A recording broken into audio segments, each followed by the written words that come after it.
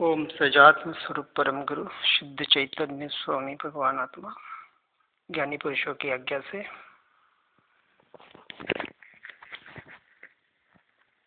जड़ ने चैतन्य बनने द्रव्य नो स्वभाव भिन्न सुप्रतीतपणे बनने जेने समझ आए छे स्वरूप चेतन निज जड़ छे संबंध मात्र अथवा ते ज्ञेयपण परद्रव्य माये छे एवो अनुभवनो प्रकाश उल्लासित थयो जड़थी उदासी तेने आत्मवृत्ति थाय छे।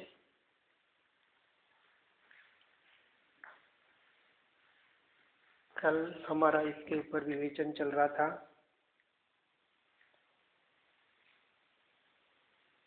ज्ञानियों के हर एक वाक्य में, हर एक शब्द में गहरा रहस्य छिपा हुआ होता है।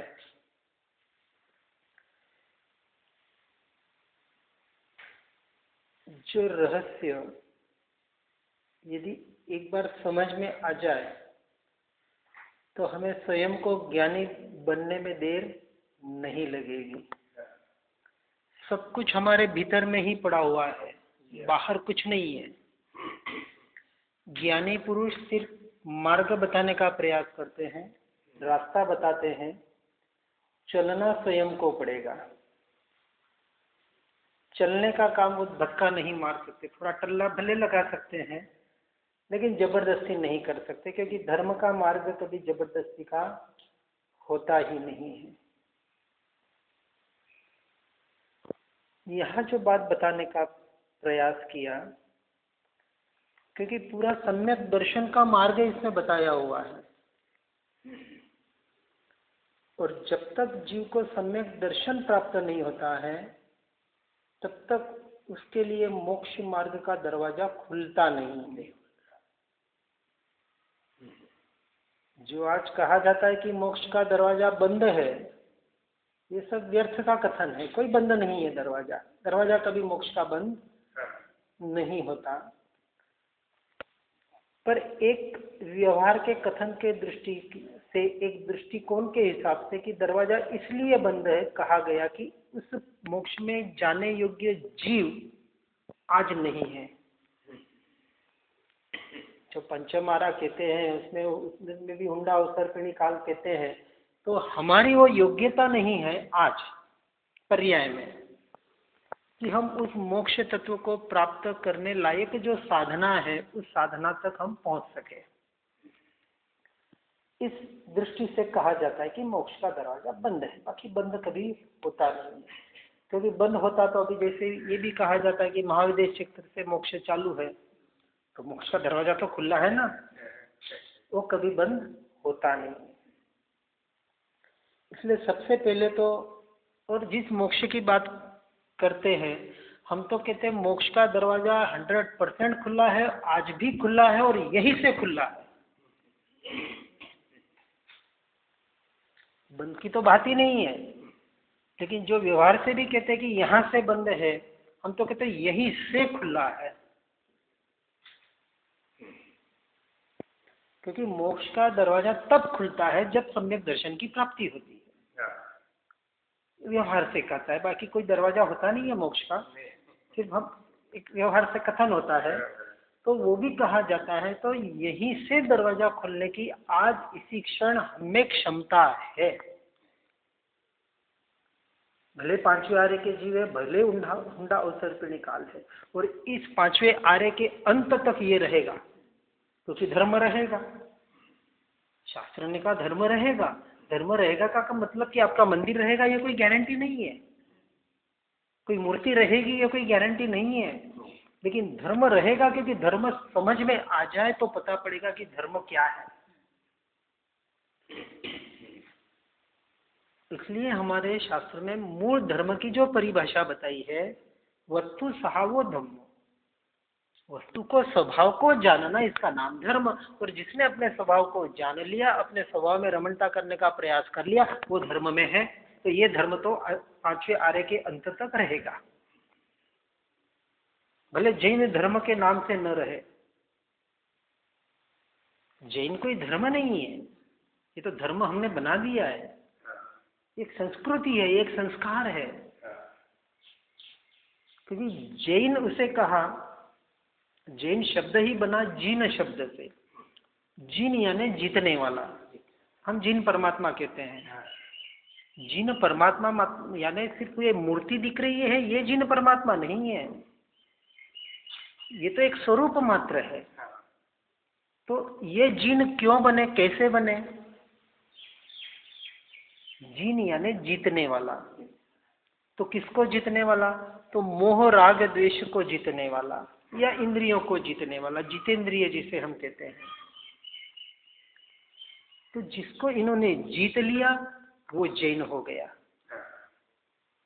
ये जैन की एक परिभाषा। लेकिन ठीक है, एक समाज की एक अपनी अपनी व्यवस्था होती है, उस व्यवस्था के हिसाब से हमने उसको कुछ बना दिया। लेकिन जब हम मूल मार्ग की तरफ बढ़ते हैं, मूल धर्म समझने का जब हम प्रयास करते हैं, ये धर्म महावीर ने किसी व्यक्ति विशेष की, किसी धर्म विशेष की, किसी मत पंथ भेद की बात नहीं बताई। क्योंकि सभी जीव करू शासन रसी, उनको तो हर जीव को इस शासन का यानी इस धर्म का रसिक बनाना था, कि हर जीव इस धर्म को पाए। ऐसा कौन सा धर्म कि जो हर जीव पा सकता है, वो क्रियाकांड से नहीं पा सकता। वो इस सत्य धर्म को, क्योंकि सत्य ही धर्म है, और जिसने सत्य को समझने का प्रयास कर लिया वही केवल ज्ञानियों को समझ सकता है। इसलिए सत्य का मार्ग है ये, और सत्य हर के भीतर में रहा हुआ है। इसलिए हर व्यक्ति का, हर जीव का अपना मार्ग है, हर जीव के लिए है, किसी पर्टिकुलर समाज के लिए नहीं है। क्या मुसलमान में आत्मा नहीं होता? क्या क्रिश्चियन में आत्मा नहीं होता? क्या दूसरे जीवों में आत्मा नहीं होता? जहां आत्मा है, जहां जीव है, उस जीव की यहां बात बताने का प्रयास किया जाता है।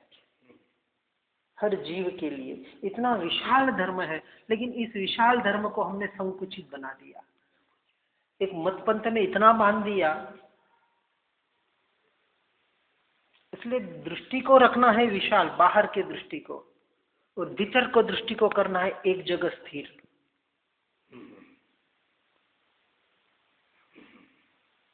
बाहर की दृष्टि को विशाल बनाना है और भीतर की दृष्टि को एक जगह स्थिर करना है।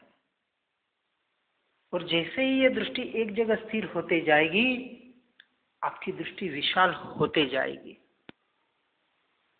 क्योंकि जैसे ही आप अपने आप को समझने लग जाएंगे कि मैं ऐसा हूं, मैं आत्मा हूं, इस देह से जड़ से भिन्न हूं, मेरे में अनंत गुण पड़े हुए हैं, मेरे में अनंत शक्तियां पड़ी हुई है, तो जैसे मेरा स्वरूप है वैसा स्वरूप हर जीव का है।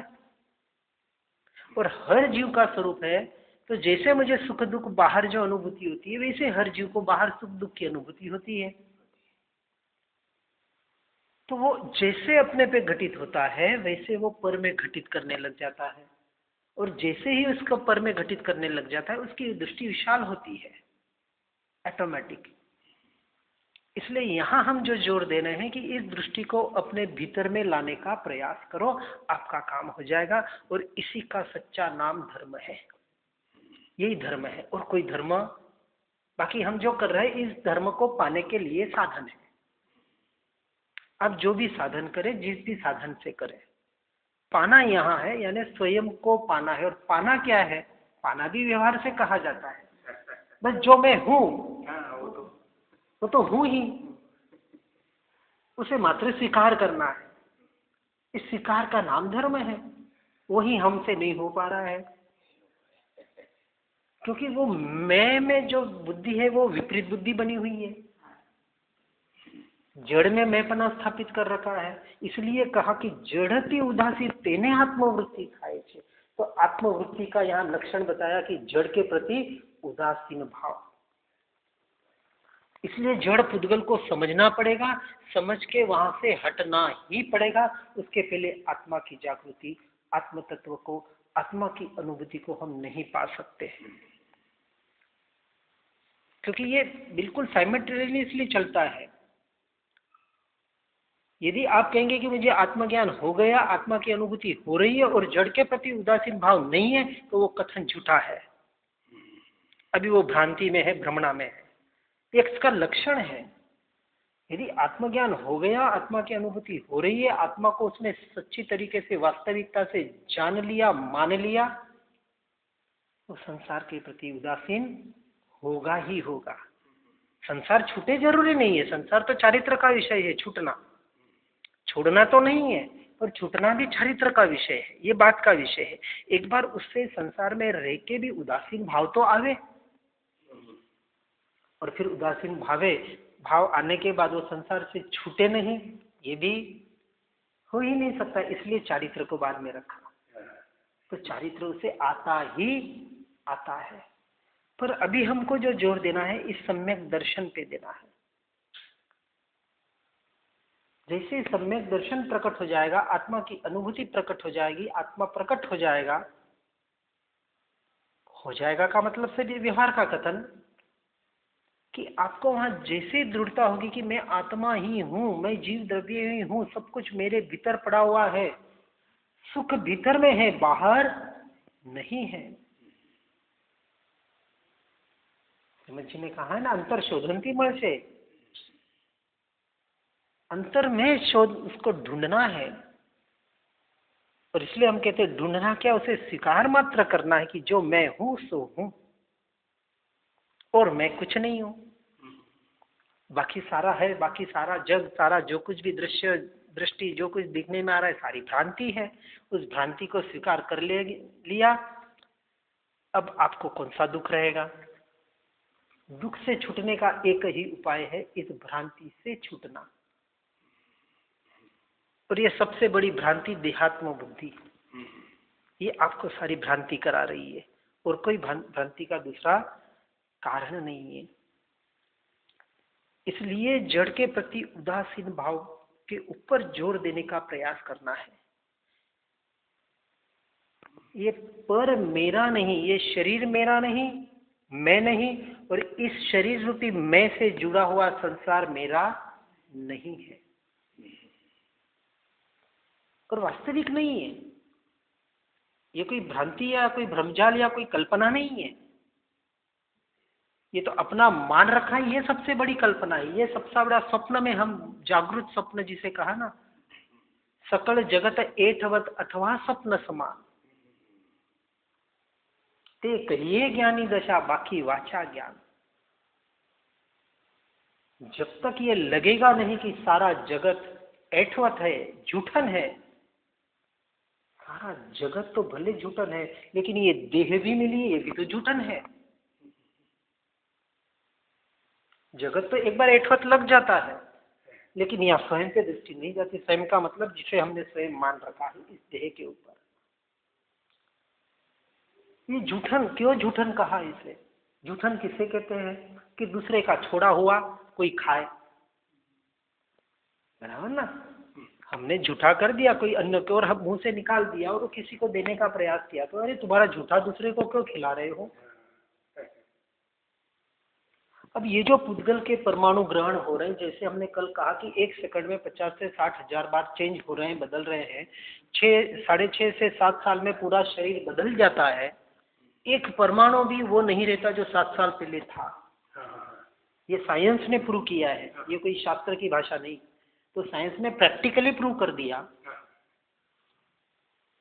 तो हर समय में परमाणु बदल रहे हैं, तो ये परमाणु जा रहे हैं और किसी के परमाणु आ रहे हैं, तो झूठा नहीं हो रहा है। किसी के छोड़े हुए परमाणु को हम ग्रहण कर रहे हैं, हमारे छोड़े हुए परमाणु को कोई और ग्रहण कर रहा है। पुद्गल के परमाणु तो नष्ट नहीं होते। कोई भी एक भी द्रव्य, एक भी परमाणु इस सृष्टि में न तो बढ़ता है न घटता है, ये शाश्वत नियम है। तो पुद्गल के परमाणु भी न घटते हैं, न बढ़ते हैं, न नष्ट होते हैं। तो शरीर का एक भी परमाणु नष्ट नहीं होता, अभी भी नहीं हो रहा है, भले बदल रहा है, परिवर्तन हो रहा है। ऐसे पुद्गल के परमाणु ठसाठस सृष्टि में भरे हुए हैं। अब ये जब इतनी बात समझ में आ जाए और फिर भी यदि जड़ के प्रति इसके प्रति आसक्ति न टूटे तो समझना कि धर्म अभी तक हमने समझा नहीं। आत्मा की बात करने से आत्मा नहीं मिलने वाला। इसलिए जैसे ही हमने समझ लिया कि सकल जगत ऐठवत और स्वप्न है, स्वप्न समान ही है। स्वप्न है, स्वप्न में क्या करते हैं हम? रात को एक सपना देखा और सपने में हम मर गए, जिसे हम मृत्यु कहते हैं। और जैसे ही जागे आप, अरे जिंदा हूं मैं तो, कितनी खुशी होती है। होती है ना? मतलब जो तत्वज्ञानी नहीं है उसको तो कितनी खुशी होती है। जो तत्व को समझ जाएगा उसको कोई फर्क नहीं पड़ेगा, भले मृत्यु होती है, भले वो उसमें चक्रवर्ती बन जाता है, उसे कोई फर्क नहीं पड़ने वाला। क्योंकि जो जीता जागता, ऐसे जागते में भी जो सबको सपना मान लेता है, उसे सपना तो और भी व्यर्थ का लगता है। तो सपने में जो हमने देखा 5 मिनट, 10 मिनट, आधे घंटे में, 1 घंटे में, जैसे ही जागरूक होते ही हम कहते ये तो सपना था। उसको हम भूलने का प्रयास करते, ठीक है, कोई पकड़ता है वो बात अलग हो गई, लेकिन फिर भी सपने को तो सपना मानते हैं। लेकिन इस जीवन को हमने आज दिन तक सपना नहीं माना। और जो इसको सपना मान लेता है, एक तो झूठन मानना है, दूसरा सपना ऐसे मानना है कि आपको ये जो जीवन मिला, आयुष्य मिला, कितने साल का मिला? 60, 70, 80, 90, 100 साल का। एक जन्म हुआ और मृत्यु हो गई, एक सपना आपका पूरा हो गया। और सपना इसलिए कहा कि वास्तविक जो सपने भी आते हैं वो हमारे विचारों के माध्यम से, जो जो हमने विचार किए हुए होते हैं, भले ही इस भव के न हो। कभी कभी ऐसा होता है कि इस भव में तो मैंने विचार नहीं किया, फिर भी ऐसा सपना आया, कभी तो हमने किया था इसको। क्योंकि वो कल्पनाएं, वो संस्कार, वो आत्मा के साथ रहे हुए हैं, वो कर्म के साथ बंधे हुए हैं। तो विचार भी आ रहे हैं तो कर्म के उदय से आ रहे, तो सपने भी आ रहे हैं कर्म के उदय से आ रहे। हो सकता है पूर्व भव का सपना आज आ जाए आपको, उस वक्त जो विचार किया था। इसलिए व्यवहार से भी कथन आता है कि जे जे इच्छेलु पूर्वे तेते मळे अत्यारे। आज जो भी हमको मिल रहा है ये हमने पूर्व में इच्छाएं की थी। इच्छा कहो या कर्म का बंध कहो, एक ही बात है। इसलिए सबसे बड़ा जो तप बताया, इच्छा का रोधन करना, इच्छा निरोध तपसा। तप की परिभाषा ये बताइए। नौपत जी की ओड़ी की आपने सुनी है कभी? उसमें दोहे आते हैं, नौपत के जो 9 दोहे आते हैं ना, सारे 9 दोहे में पूरी तत्व की बात बताइए। उपाध्याय यशोर जी महाराजा के दोहे हैं वो। क्योंकि मैं मंदिर मार्ग में जब भी जाता हूँ मंदिरों में, पहला इस दोहे से ही शुरू करता हूँ। पहला ही दोहा है अरिहंत पद का। अरिहंत पद ध्यातो तको दौह गुण पज्जाय रे, भेद छेद करी आत्मा अरिहंत रूपी थाय रे, वीर जिनेश्वर उपदेशे सांबल जो चित्त लाई रे, आत्म ध्याने आत्मा रिद्धि मणे सवी आई रे। इस एक दोहे में ये मंदिर वाले 12 प्रदक्षिणा देते, 12 खमासना देते, साथिया करते, जो भी करते, यदि उन भावों को आज दिन तक भावों को समझने का प्रयास नहीं किया, इसके अर्थ को समझ लेना, ये खाली एक सूत्र के ऊपर 1 महीना मिनिमम प्रवचन चल सकता है, क्योंकि पूरा सूत्र इसमें बता दिया। अरिहंत पद की आराधना, अरिहंत पद ध्यातो का दौह गुण पज्जाए रे, द्रव्य गुण और पर्याय। तो द्रव्य गुण पर्याय को जानने में तो सालों लग जाते हैं। अब उसमें बताया इस दोहे में कि द्रव्य गुण पर्याय को जानो। फिर तीसरे लाइन में बताया भेद छेद करी आत्मा, आत्मा का इस द्रव्यों से भेद ज्ञान करो, भेद ज्ञान करके उसका छेद करो, विच्छेद करो, पर से एकदम ऐसा विच्छेद हो जाए, मैं में आ जाए, पर में चला जाए। भेद छेद करी आत्मा अरिहंत रूपी थाय रे। अरिहंत बन सकता है, केवल ज्ञान को पा सकता है। 4 लाइन में पूरा मार्ग बता दिया। और वीर जिनेश्वर उपदेशे सांबल जो चित्त लाई रे, चित्त से इसको भीतर के गहराई से इसको सुनना और समझना। आत्म ध्याने आत्मा रिद्धि मळे सभी आई रे। आत्मा से जब आत्मा का ध्यान होता है तो सभी प्रकार की रिद्धियां सिद्धियां, यानी मोक्ष की यहाँ बात बताइए। रिद्धि का मतलब कोई बाहर की रिद्धि सिद्धि की बात ज्ञानी पुरुष नहीं बताते। और इसी को लेके श्रीमद जी ने बताया आत्म भावना भावता जीव लहे केवल ज्ञान रहे। दोनों का मतलब एक ही है। तो उपाध्याय यशोई जी ने 300 साल पहले बता दिया था इस बात को, क्योंकि श्रीमद जी का भी आनंदन जी के ऊपर और यशोई जी के ऊपर इनसे भी, जैसे बनारसी दास, फिर समयसार कुंद आचार्य, इनसे बहुत प्रभावित थे वो भी, क्योंकि उन्होंने भी पूरा शास्त्र का अभ्यास करके जो चिंतन और पूर्व भव का सारा अभ्यास था ही उनका।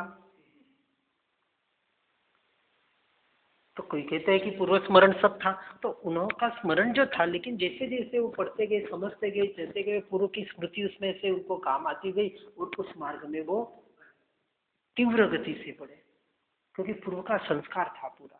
तो आज हमें वो संस्कार ऐसे दृढ़ करने हैं। आज हम सुनने बैठे हैं यहाँ, ये हमारे पूर्व के संस्कार काम आ रहे हैं। ये आप आत्म तत्व से क्यों जुड़ा हुआ आपका, क्यों यहाँ लगा हुआ आपका? निमित्त बनता है, लेकिन योग्यता उपादान की होती है। इसलिए कभी भी उपादान को नीचा नहीं करना, क्योंकि मुख्यता उपादान की होती है, उपादान निमित्त गौण होता है, कभी भी ध्यान रखना।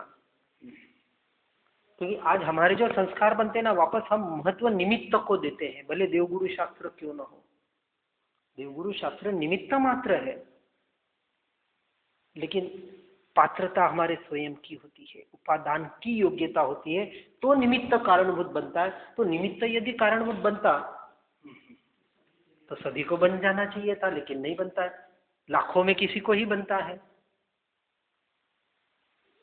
अब श्रीमद जी को इतने पढ़ रहे होंगे, समझ रहे होंगे, सुन रहे होंगे, लेकिन सबको तो आत्मज्ञान नहीं हो गया। प्रत्यक्ष श्रीमद जी थे तब भी 4 जनों को ही हुआ था। तो यदि उनको देना होता तो वो तो तैयार थे सभी को देने के लिए, लेकिन पात्र भी तो होने चाहिए आगे वाले, योग्यता आगे वाली की होनी चाहिए तो मिलेगा। तो हमको हमारी योग्यता को क्रिएट करना है, जोर इस पे देना है, उपादान की योग्यता को पकाना है, निमित्त में अटक नहीं जाना है। जिसके भी माध्यम से मिला, हमारा भी तो पुण्य का उदय था तब तो मिला।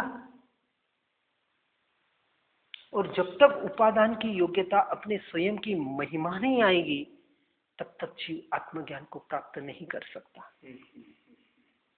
इसलिए जो रुचि और अरुचि की जो बात बताते हैं ना, ये बात यहां बताई जाती है। अभी आत्मा की रुचि है नहीं, वास्तविक रुचि उसे कहा कि एक आत्मा सिवा सभी में रुचि, इसका नाम आत्मा की रुचि। इसे कहा जड़ती उदासी तेने आत्मवृत्ति थाय छे। जब तक उदासीन भाव पर के प्रति, देह के प्रति, पुद्गल परमाणु के प्रति नहीं आता है, तब तक वास्तविक जो आत्मज्ञान होना चाहिए, आत्मवृत्ति में जो ढलना होना चाहिए था, वो नहीं हो पाता है। अटकने बाहर बाहर बाहर वापस हमारे हो जाते हैं। ये एक काव्य इतना भी याद कर ले और अपने जीवन में उतार लेना, सही समझ के साथ, और उसे आत्मज्ञान न होए, ऐसा हो नहीं सकता। बहुत से शास्त्र पढ़ने की नहीं जरूरत है हमें, मात्र एक समझ की जरूरत है। और ये समझ आ जाए और फिर उसका अभ्यास प्रैक्टिकली जीवन में उतारो उसे। पढ़ के किताबों के ढेर लगा दिए हमने। हम तो जो पढ़ रहे हैं 30 साल से 40 साल से, पत्रों के पत्र याद है। अभी रखियाल में गए थे, मैं बोलता उसके पहले वो पत्र क्रमांक और वो पत्र में क्या लिखा है वो बता देते। मैं कहा इससे क्या हो गया?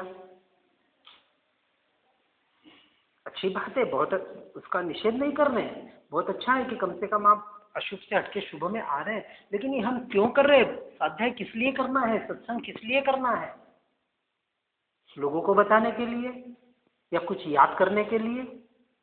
तो आप भी क्रियाकांडी के लाइन में ही आ रहे हैं। हम पढ़ते जा रहे हैं, सुनते जा रहे हैं। 6 महीने में गारंटी दी है, 6 महीने में यदि सही तरीके से चिंतन मनन करे, अभ्यास करे तो 6 महीने में सम्यक दर्शन होवे ही होवे। कुंद आचार्य ने गारंटी दी है और उसको श्रीमद जी ने रिपीट किया है। नहीं મળે तो પછી મારી પાસે આવીને લઈ જજો, क्योंकि उनको गारंटी है, ज्ञानी पुरुषों को गारंटी है कि 6 महीने सही तरीके से करेगा तो पाएगा ही पाएगा। उसे मेरे पास आना ही नहीं पड़ेगा। क्यों आएगा मेरे पास? उसको मिल गया। उसका काम तेरा काम तू कर, मेरा काम मैं करूं। गुरु को अपना काम होता है कि नहीं होता है? लेकिन जीव उसे समझ नहीं पाता है, सही मार्ग में चल नहीं पाता है। इसलिए हम जोर यहाँ देते, उपादान की ऐसी योग्यता तैयार करो स्वयं की। हम स्वयं उपादान है, बाहर निमित्त मात्र है सारे। और निमित्त मिल जाए फिर भी हम नहीं सुधर सके तो निमित्त क्या काम का? आत्मसिद्धि में एक कथन आता है, समझावण उपकार शो। समझावण उपकार शो, समझे जीन स्वरूप। जब तक जीन स्वरूप और जीव स्वरूप को नहीं समझेगा, निज स्वरूप को नहीं समझेगा, तब तक कोई उपकार नहीं है, तब तक कोई कृपा नहीं है। कितना स्पष्ट लिखा है। एक एक आत्मसिद्धि के एक एक शब्द, एक एक वाक्य, लाइन उठा के देखेंगे। उपकार करो, उपकार करो, उपकार करो। अरे उपकार तो हो चुका है। हमारी पात्रता नहीं है समझने की, पात्रता क्रिएट करो। इसलिए खा समझावण उपकार छो। नहीं समझा है तो कोई उपकार नहीं है। समझ को समझना है। उसके ऊपर एक अच्छा दोहा आता है, समझ समझ कर समझ को समझो। समझ समझ कर समझ को समझो। समझ के समझना ही एक समझ है। समझ के समझना ही एक समझ है। समझ समझ कर भी जो ना समझे, मेरी समझ में वो ना समझ है। समझ को इतना समझाया फिर भी हम नहीं समझ रहे हैं, उस समझ को समझना है। और समझ को जो समझ गया, इसलिए हमने कल दिए थे ना आपको, उसमें एक लिया है। श्रीमद जी का भी एक पत्र है, समझीने समाई रहा अने समझीने समाई गया। इसलिए हमने उसके ऊपर 7-8 प्रवचन किए थे कि समझ के समा जाओ, बस काम तो इतना ही करना है। इतना ही काम है और कोई काम नहीं है। धर्म कोई बहुत बड़ी बात नहीं है। हमने बड़ा बना दिया उसको, क्योंकि समझ नहीं है। और ये जब बात आ जाए कि जब जड़ के प्रति उदासीन भाव आ जाएगा आपका, इसलिए अब जो पुरुषार्थ करना है इसके ऊपर करो। निरंतर वो चिंतन मनन चलता रहे। इसके लिए अपने इसमें 12 भावना का जो महत्व दिया है ना, चिंतन का, श्रावक और साधु सबके लिए बताया है। ध्यान का, चिंतन का, अनुप्रेक्षा का एक विषय है ये चिंतन का। 12 भावना। सबसे पहली अनित्य भावना बताई। आ जगत सारो क्षणिक छे ने आत्मा एक नित्य छे। सारा जगत अनित्य है। सारा जगत अनित्य है तो नित्य क्या है? ये आत्मा एक नित्य है। और आत्मा का अनुभव ही बस एकमात्र सत्य है। इसके अलावा कोई सत्य नहीं है। उस सत्य को प्राप्त कर लिया, आपकी भावना सफल हो गई। इस अनित्य भावना के बल पे तो भरत महाराजा केवल ज्ञान को प्राप्त हुए।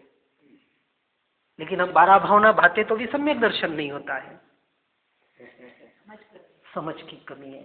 समझ कि उसको ग्रहण करके जीवन में उतारो।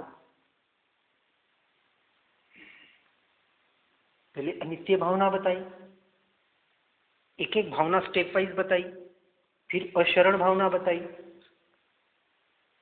कि इस संसार में कोई भी शरण देने वाला नहीं है। व्यवहार से देवगुरु शास्त्र और निश्चय से आत्मा का शरण ही एक शरण करने जैसा है, बाकी सारा अशरण है। अब इसका चिंतन करो, तत्व का चिंतन, किसकी शरण मुझे करनी है, किसकी शरण में जाना है। फिर तीसरी भावना बताई, संसार भावना, कि ये शरण इसका प्राप्त नहीं किया, इसलिए ये जीव 84 के चक्कर में इस संसार में भटक रहा है। बाहर का संसार खड़ा कर दिया है हमने, बाहर कोई संसार है नहीं है, हमारा खड़ा किया हुआ संसार है, कुछ नहीं है बाहर, कोई किसी का कुछ नहीं कर रहा है, ये सारी हमारी मान्यताएं करा रही है। कोई आपको सुखी दुखी नहीं कर रहा है, हमने मान रखा है कि हम सुखी दुखी हो रहे हैं, है नहीं हम सुखी दुखी। हमारे सज्जानंद जी ने, हम्पी वालों ने इसके ऊपर बहुत अच्छा कहा कि 3 प्रकार के लोग इस संसार में हैं, 3 प्रकार के, सुखी, दुखी और ढोंगी। 3 ही प्रकार में सारी सृष्टि आ जाती है। लेकिन परिभाषा इतनी सुंदर बताई है, सुखी कौन? जिन्होंने आत्मा को प्राप्त कर लिया, यानी अरिहंत और सिद्ध, वो सुखी, क्योंकि संपूर्ण सुखी हो गए, वो केवल ज्ञान हो गया, अब उनको एक अंश मात्र भी दुख का परिवेश नहीं, तो संपूर्ण सुखी हो गए, वो है सुखी। दुखी कौन? हाँ, कौन सा सुख? हाँ, बराबर। अब पहले गुण स्थानक से लेके, अब पहले गुण स्थानक वाले भी उसमें आ गए, पहले गुण स्थानक से 12वें गुण स्थानक वाले दुखी, 13वें 14वें वाले सुखी, पहले से 12वें वाले दुखी, और पहले से नीचे वाले बचे कौन? यानी जो अभी मिथ्यात्व गुण स्थानक में भी जिनका प्रवेश नहीं है, क्योंकि मिथ्यात्व गुण स्थानक कब कहलाता है? मिथ्यात्व गुण स्थानक का है, लेकिन उनके लिए जिनका आत्म तत्व में प्रवेश हो चुका, तब वो मिथ्यात्व गुण स्थानक में है, तब तक वो मिथ्यात्वी है लेकिन गुण स्थानक में नहीं है। ये थोड़ा समझना बराबर, क्योंकि पहला गुण स्थानक मिथ्यात्व का बताया, हाँ, स्थानक उन्होंने स्वीकार कर लिया वहां पे कि मैं हूं, अब मैं मिथ्यात्वी हूं और मुझे अब सम्यक्त्वी बनना है।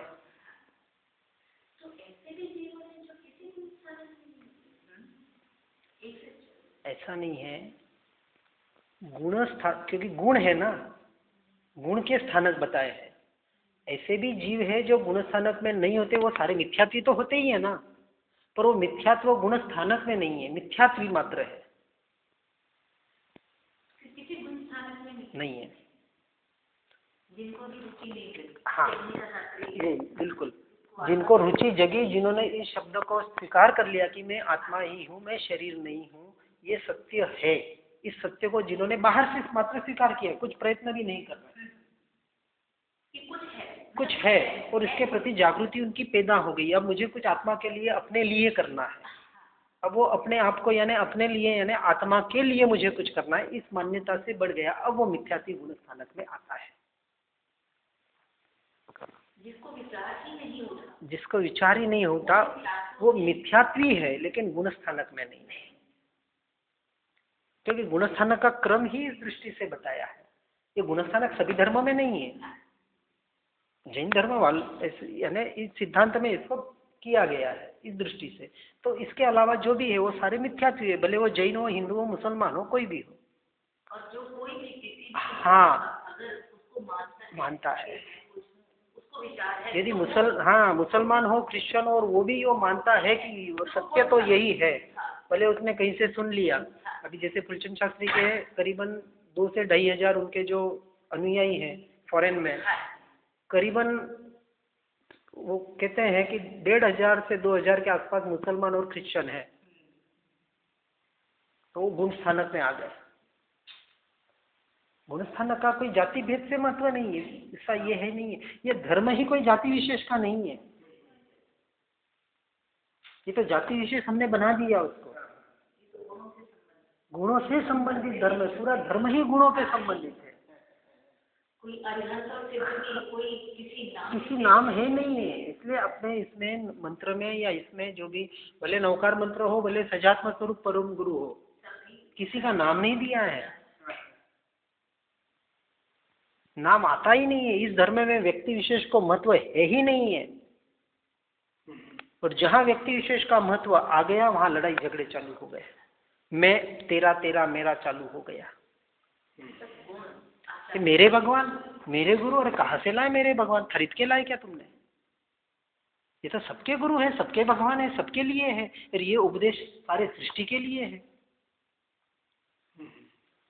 कोई ज्ञानी पुरुष, और वो ज्ञानी ही नहीं है। फिर मैं मेरापना आ गया तो ज्ञानीपना कहाँ से आएगा?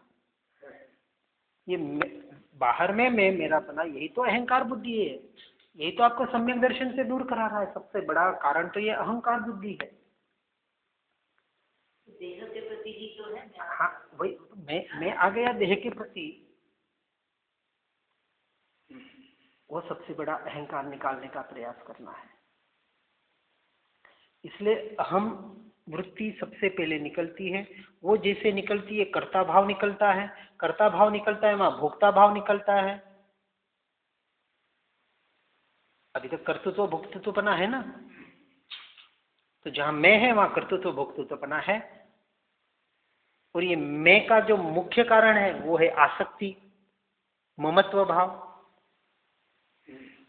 इसलिए 4 जो कारण बताए, अहम, कर्तृत्व, भोक्तृत्व और ममत्व, 4 खतरनाक शत्रु है हमारे। इसलिए आसक्ति, मूर्छा, ममत्व भाव, जिसे हम मोह कहते हैं, उसको निकालने का निरंतर प्रयास करना। और ये सारा कारण इस जड़ की वजह से है, पुद्गल परमाणुओं में एकत्व बुद्धि की वजह से। इसलिए ये संसार भावना में बताया कि संसार में परिभ्रमण हो रहा है। फिर चौथी भावना बताई कि अब इस संसार में परिभ्रमण क्यों हो रहा है, क्योंकि आज दिन तक एकत्व भावना का प्ररूपण नहीं किया। एकत्व भावना का एक सिंपल सा अर्थ बताते कि जीव अकेला आया था और अकेला जाने वाला है, इतना मात्र नहीं है। ये तो सब जने जानते हैं। बहुत जने यानी जो वैरागी होते हैं वो कहते हैं अकेला आया हूँ, अकेला जाने वाला हूँ, कोई किसी का नहीं, न कोई मेरा है न मैं किसी का हूँ। ये भी बाहर का कथन हो गया।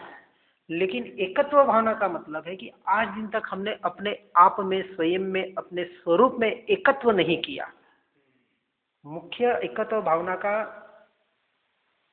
उपदेश जो दिया गया, भावना का जो चिंतन बताया गया कि अपने स्वरूप में निरंतर एकत्व करने का हमें प्रयास करना है। उसके लिए बाहर का चिंतन बताया कि कोई किसी का नहीं, ये अकेला आया था, अकेला जाने वाला है। ये एकत्व आज दिन तक हमने स्वयं में नहीं किया। और ये एकत्व इसलिए नहीं हुआ। फिर छठी भावना ली, अन्यत्व भावना। इसलिए एकत्व नहीं हुआ क्योंकि आज दिन तक हमने एकत्व कहाँ किया? पर में, अन्य में। इसलिए अन्यत्व भावना में फिर चिंतन आता है कि पर को पर मानने का चिंतन करो। जैसे ही पर को पर मानोगे और स्व को स्व मानोगे, आप पर से हट जाओगे और स्व में आ जाओगे। अब अन्यत्व भावना में भी एक गहरा अर्थ और होता है। अन्य और पर, इसका जो भेद ज्ञान है उसमें भी फर्क है। पर किसे कहेंगे? पर किसे कहेंगे? आत्मा से जो अलग। हाँ, और अन्य किसे कहेंगे? अन्य जो इस शरीर से भी हम कई चीजों को अलग मानते नहीं। अब थोड़ा गहरा अर्थ है इसमें। आत्मा से जो भी अलग है वो तो पर है ही है, यानी पुद्गल द्रव्य जड़ ये सारा पर है, भिन्न है आत्मा से, संपूर्णतः भिन्न है, 100%। जो 100% भिन्न है वो हो गया पर, ठीक है ना। यानी जैसे हमने कल 7 प्रकार देखे थे, 3 बाहर के, फिर शरीर, फिर मन, फिर कर्म, मन वचन काया सब आ गया, फिर कर्म, कर्म के उदय, फिर भाव, भाव भी आत्मा से भिन्न है, बराबर ना। अब ये जो भिन्न है, जो पर के लक्ष्य से होते हैं, ये तो सारा पर है, ये तो भिन्न है ही है। लेकिन आत्मा के जो भाव है, जिसे हम मोह राग द्वेष कहते हैं, ये भी पर्याय, ये आत्मा की स्वयं की पर्याय है। मोह राग द्वेष का जो भाव है ये पर की पर्याय नहीं है, ये कर्म मन ये तो पुद्गल की पर्याय है, ये पुद्गल परमाणु है। लेकिन आत्मा की स्वयं की जो पर्याय है, जिसे हम मोह राग द्वेष कहते हैं, जो आत्मा से उत्पन्न होते हैं, ये भी आत्मा से भिन्न है, आत्मा से अन्य है, इसे अन्य कहा।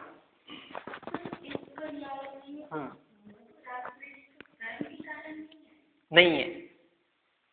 कर्म के, यही तो हमारी मान्यता अटकी हुई है, कर्म की वजह से मोह राग द्वेष नहीं होता है। मोह राग द्वेष की वजह से कर्म होता है। हाँ, ये बात सही है। मोह राग द्वेष की वजह से कर्म बनते हैं, लेकिन कर्म की वजह से मोह राग द्वेष नहीं होता है। नहीं है। 100% अलग है ना। कर्म तो पुद्गल के परमाणु है ना। मोह राग द्वेष आत्मा की पर्याय है, आत्मा की पर्याय है। दर्शन ज्ञान चारित्र, ज्ञान 100% शुद्ध होता है। बहुत सूक्ष्म, बहुत अच्छा विषय है। अच्छे समझ जाओगे ना, ये मान्यताएं निकल जाएगी ना हमारी, तो बहुत क्लियर हो जाएगा, बिल्कुल क्रिस्टल क्लियर मार्ग है। ज्ञान की पर्याय, ज्ञान 100% प्योर होता है।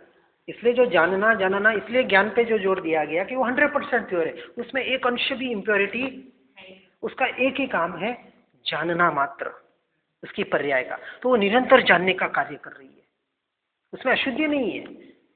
वो पर को भी जान रही है तो अशुद्धि उसकी नहीं है, ये अशुद्धि दर्शन गुण की है। ज्ञान गुण की वजह से हम पर को नहीं जान रहे हैं, समझना।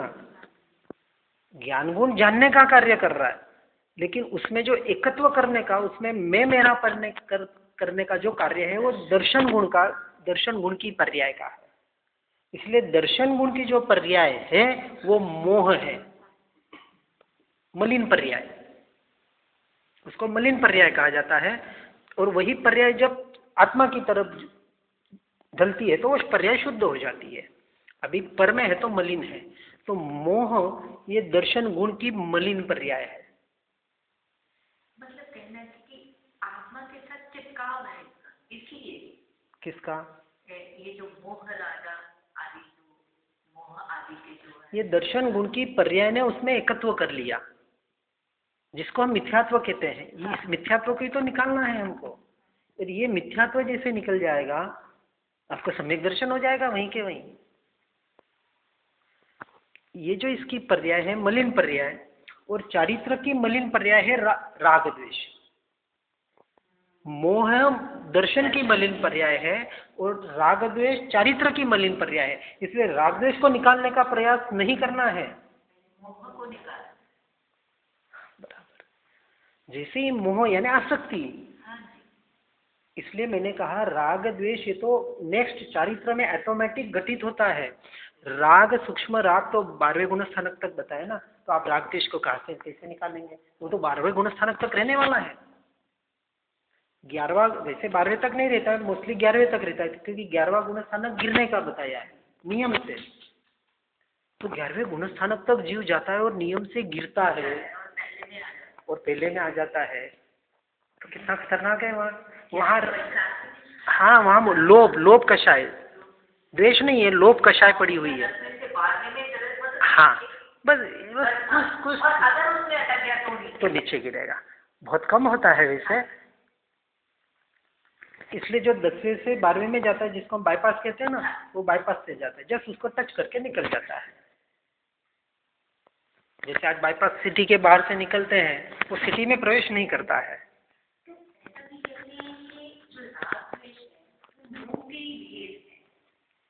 नहीं है, नहीं है। क्योंकि फिर जो बाबा शील मोह का, हाँ, उसमें जैसे तब मोह बिल्कुल खत्म हुआ। मोह चौथे गुण स्थानक में ही जाता है। वो संज्वलन नहीं, संज्वलन एक्चुअली, हाँ, ये तो कि ये राग द्वेष उसके प्रकार है ना। राग आपका है। अब ये मोह का इतना हम देखेंगे 100% जाता है या जितना भी जाता है, पर जनरली क्या कहा जाता है कि सम्यक दृष्टि जीव या तो सम्यक दर्शन जब होता है तो 100% होता है। आधा अधूरा सम्यक दर्शन नहीं होता है कि 50% सम्यक दर्शन है और 50% मिथ्यात्व है, ऐसा नहीं होता है। क्योंकि उसके मान्यता से पूरा निकल जाता है, क्योंकि मैं पे जो जोर होता है वहां मान्यता में उसको निरंतर टंकोत्कीर्ण हो जाता है कि मैं इस बाहर के मैं और मेरे से भिन्न हूं। अब वो मोह रहेगा ही नहीं वहां। तो मोह और राग दोनों अंतर है। हाँ, मोह और राग में अंतर है। मोह यानी अटैचमेंट और राग यानी सिर्फ कोई वस्तु अच्छी लगना। कोई, अब उसको थोड़ा समझ लेंगे उसको। जैसे हम किसी मोबाइल के दुकान पे गए, अब आपको एक मोबाइल खरीदना है, बराबर। अब आप क्या करेंगे, 10, 15, 20 जितने भी मोबाइल जिस कंपनी के देखने आपने मोबाइल देख लिए, करीबन सभी अच्छे ही होते हैं। उसमें से 5 पीस आपको अच्छे लगे, तो आपने कहा कि ये 5 पीस अलग निकालो, इसमें से एक सिलेक्ट कर लूंगा। पहले अपन जैसे आप साड़ियाँ वगैरह खरीदने जाते हैं तो ऐसे ही करते हैं, ये अलग करो, ये अलग करो, फिर उसमें से हम सिलेक्शन करते हैं, बराबर ना। साड़ी का उदाहरण अच्छा रहेगा कौन सा भी हो। तो जब हम अब उसमें से सिलेक्शन कर लिया तो वो आपको अच्छे लगे, आपका राग हो गया उन 5 चीजों पे, बाकी भी आपने छोड़ दिया, ये नहीं चाहिए, ये 5 में से एक सिलेक्शन करना है, बराबर। अब उस 5 में से एक पीस आपने सिलेक्ट किया, नहीं हुआ अभी तक, ये तीव्र राग हो गया कि ये अच्छा पीस है, अब यही लेना है। अभी तक अटैचमेंट नहीं हुआ है, अभी वो राग 5 पे हुआ था, वो 5 राग का कन्वर्शन 1 में हो गया, यानी तीव्र राग को यही पीस हमको खरीदना है। ठीक है, आप काउंटर पे गए, पेमेंट किया, तो अब वो मोबाइल आपके सामने आया, अब आपने पेमेंट कर दिया। अब आपकी 1 मिनट 1 सेकंड में मान्यता क्या हो गई, मेरा मोबाइल हो गया ना। मालिक ने पेमेंट ले लिया, मोबाइल आपके हाथ में दे दिया। अब ये जो 2 प्रसंग है, इसमें अब विचार करना कि मोबाइल आपके हाथ में आने से पहले और पेमेंट करने से पहले यदि उस मालिक के हाथ से गिर जाए, ऐसी वस्तु हो, आजकल इनके क्या कहते हैं, मतलब वो रिप्लेसमेंट वगैरह होती है, वो चीज़ अलग हो गई, लेकिन कोई ऐसी चीज़ें होती है कि जिनका रिप्लेसमेंट नहीं होता है, वो उसके मालिक के हाथ से गिर गया, अब दुख किसको होगा। अब आपने पेमेंट कर दिया, पैसे ले लिए, आपके हाथ में आ गए और आपके हाथ से गिर गया, दुख किसको होगा। पहले आसक्ति किसकी थी, उसको पता था कि ये मोबाइल अभी तक मेरा है, अभी तक पैसा मुझे मिला नहीं है, तो उस वक्त आपकी आसक्ति किस में थी, पैसे में। उस वक्त कोई चोर आके वो आपका पर्स लेके भाग जाता तो आपको दुख होता कि नहीं होता, क्योंकि आसक्ति कहाँ थी। अब आपने वो 5,000 10,000 उसको दे दिए मालिक को, मोबाइल आपने ले लिया, तो आसक्ति मूल दुख का कारण है। अच्छा लगना एक चीज है, वो चीज अच्छी लग रही थी आपको, लेकिन वो मालिक के हाथ से टूट गई, फूट गई, आपको कोई दुख नहीं होगा, अच्छी तो लग रही थी ना। तो राग था उसमें, पर उसके प्रति मोह नहीं था। हमें संसार में इस तरह से रहना है। और इसी का नाम है कीचड़ में रह के कमल बन के रहना। कहना बहुत सरल है, सबसे कठिन यही तो बात है, सबसे। इसलिए बताया ना, जड़ती उदासी तेने आत्मवृत्ति थाय छे। अब जब जड़ से उदासी भाव आएगा, मोबाइल गिरा फूटा, मेरा भी फूटा, कोई गयो ते मारो नथी नी मारो क्यारे जतो नथी। गया वो मेरा नहीं और मेरा कभी, क्योंकि मेरा अभी तक जब तक यहाँ नहीं मानेंगे ना, ये मेरा कहाँ जाएगा। मैं अपने आप को छोड़ के आज दिन तक कभी गया नहीं, कहीं जा सकता नहीं। एक एक शब्दों को ऐसे फिट बिठा देना भीतर में, इसका नाम धर्म है। ये धर्म आज दिन तक जीव ने अपने स्वयं के साथ घटित नहीं किया। ये घटित हो जाएगा ना, हमारे जैसा सुखी कोई इस संसार में नहीं है। फिर आपके पास बाहर क्या है उसका कोई महत्व नहीं है।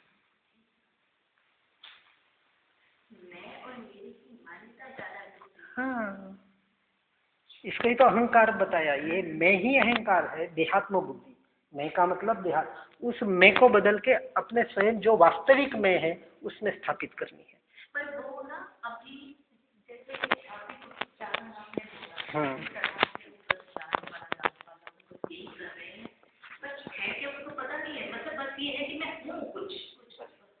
दृष्टि तो एक बार जा रही है ना कि मैं जानने वाला हूँ, करने वाला मैं नहीं हूँ। इतना भी समझ में आ गया ना, ये प्रयोग आपका सफल हो गया।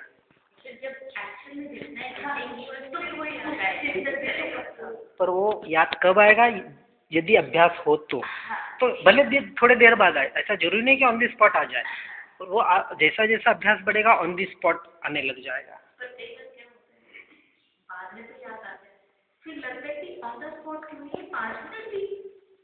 नहीं, हाँ ठीक है, वो एक झंकना होती है, एक आना चाहिए। तो इसके लिए जिससे जिससे अभ्यास की तीव्रता बढ़ेगी वो ऑटोमेटिक आ जाएगा। इसलिए उस पर भी ज़्यादा चिंतन नहीं करना है। ठीक है, 1 मिनट के लिए कोई बात नहीं। अब मतलब वो एक हमारे दृष्टि में होना चाहिए कि अब ये 5 मिनट भी न छूटे मेरे। तो ये जागृति आ जाएगी तो आप उतना अभ्यास पे जोर देंगे ऑटोमेटिक।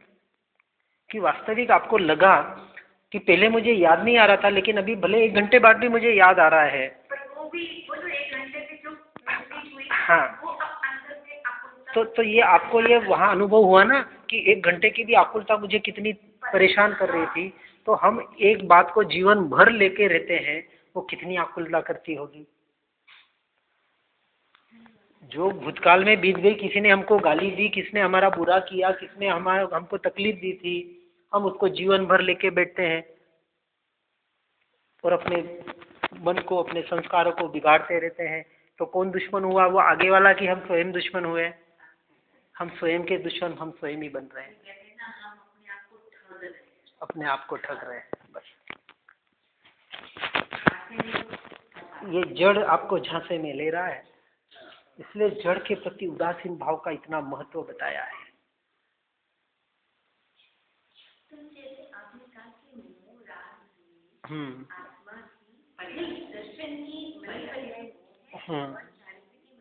तो आदेश है।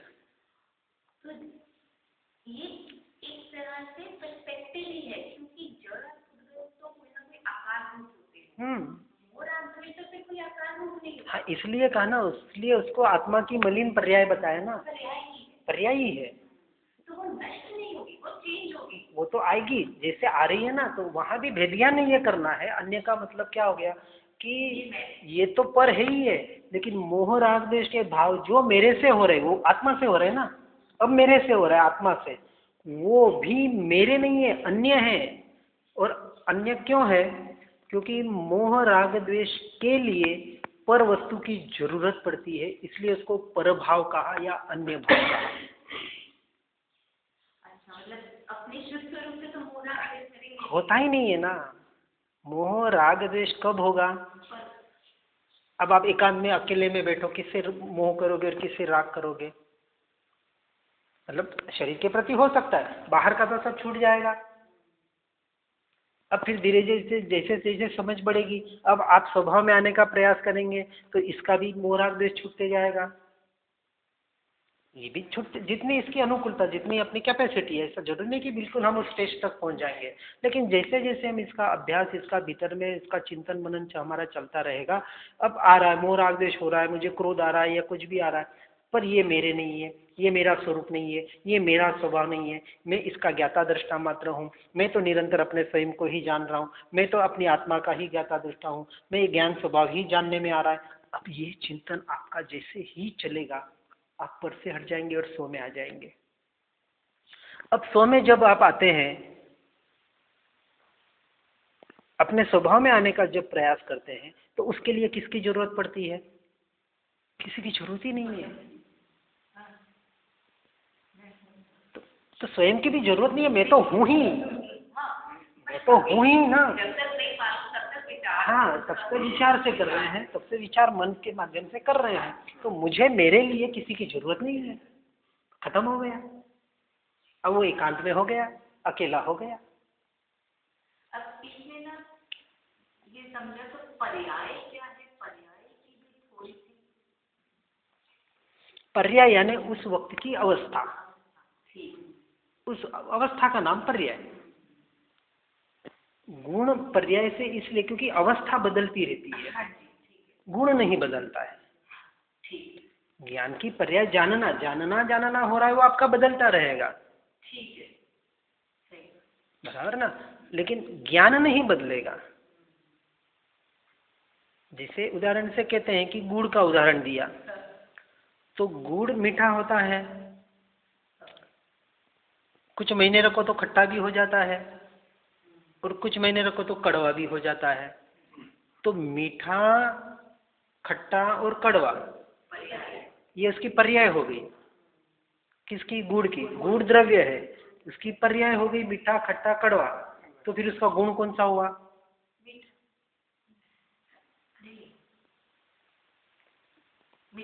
पुद्गल के गुण कौन से हैं? स्पर्श, वर्ण, रस, गंध। तो ये रस है, ये रस है। तो गुण कौन सा है? उस चीज का जो रस है। तो रस नहीं बदला, मीठा भी रस ही है, खट्टा भी रस ही है, कड़वा भी रस ही है, रस ही है ना।